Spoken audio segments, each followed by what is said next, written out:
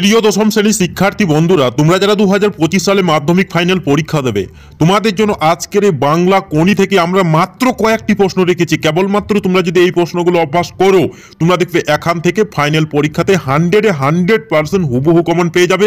এর বাইরে থেকে তোমাদের একটি প্রশ্ন অভ্যাস করতে হবে না, এতটা কিন্তু গ্যারান্টি দিয়ে বলতে পারি। কারণ আমরা এই প্রশ্নগুলো খুব বাছাই ছাঁটাই ভাবে রেখেছি। বিগত বছরে কি ধরনের প্রশ্ন এসেছিল, এবছর কি ধরনের প্রশ্ন আসবে সেটা অ্যানালাইসিস করে এই প্রশ্নগুলো রাখা হয়েছে। তাই তোমরা কেবলমাত্র যদি এই প্রশ্নগুলো অভ্যাস করো, তোমরা দেখবে এখান থেকে ফাইনাল পরীক্ষাতে 100% হুবহু কমন পেয়ে যাবে। এর বাইরে থেকে তোমাদের অন্য কোনো প্রশ্ন অভ্যাস করতে হবে না।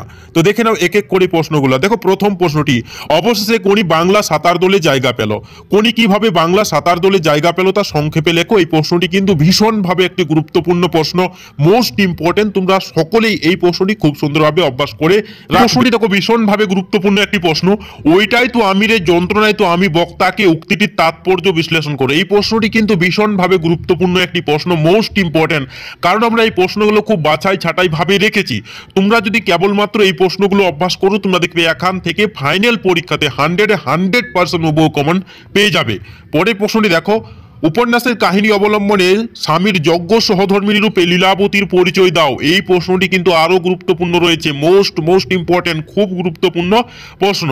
পরের প্রশ্নটি দেখো, ওটা বুকের মধ্যে পুষে রাখুন, বক্তাকে কিভাবে পুষে রাখার কথা বলা হয়েছে এবং কেন। এই প্রশ্নটিও কিন্তু ভীষণভাবে গুরুত্বপূর্ণ একটি প্রশ্ন, মোস্ট ইম্পর্টেন্ট। পরের প্রশ্নটি দেখো, তোর আসল লজ্জা জ্বলে আসল গর্বও জ্বলে, কোট প্রসঙ্গে এই উক্তিটির তাৎপর্য বিশ্লেষণ করো। এই প্রশ্নটিও কিন্তু ভীষণভাবে গুরুত্বপূর্ণ প্রশ্ন, মোস্ট ইম্পর্টেন্ট। দেখো, আমরা এখানে দেখো 5টি প্রশ্ন বক্স করে রেখেছি। এই প্রশ্নগুলো কিন্তু মোস্ট ইম্পর্টেন্ট, খুব গুরুত্বপূর্ণ প্রশ্ন। তোমরা যদি এই প্রশ্নগুলো অভ্যাস করো, তোমরা দেখবে এখান থেকে কমন পেয়ে যাবে, এতটা কিন্তু বলে গেলাম। পরে দেখে নাও, এই প্রশ্নগুলোও কিন্তু গুরুত্বপূর্ণ রয়েছে, তোমরা এই প্রশ্নগুলো একটু দেখে নেবে। দেখো, পরের প্রশ্নটি, আজ বারুনি কি?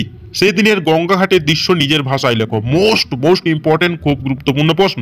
পরের প্রশ্নটি দেখো, খিদ্দা কিভাবে কনির জীবনে প্রেরণা হিসাবে কাজ করেছিল সেই সম্পর্কে আলোচনা করো।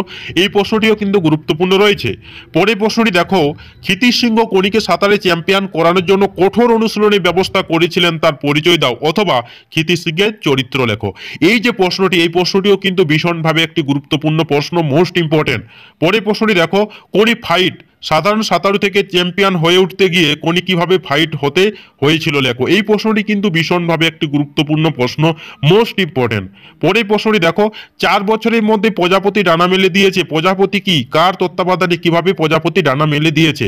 এই যে প্রশ্নগুলো তোমাদের সামনে আমরা রেখেছি, কেবলমাত্র তোমরা যদি এই প্রশ্নগুলো অভ্যাস করো, তোমরা দেখবে এখান থেকে ফাইনাল পরীক্ষাতে 100% হুবহু কমন পেয়ে যাবে। এর বাইরে থেকে তোমাদের অন্য কোনো প্রশ্ন অভ্যাস করতে হবে না, কারণ আমরা এতটা গ্যারান্টি দিয়ে বলতে পারি। কারণ আমরা এই প্রশ্নগুলো খুব বাছাই ছাঁটাই ভাবে রেখেছি।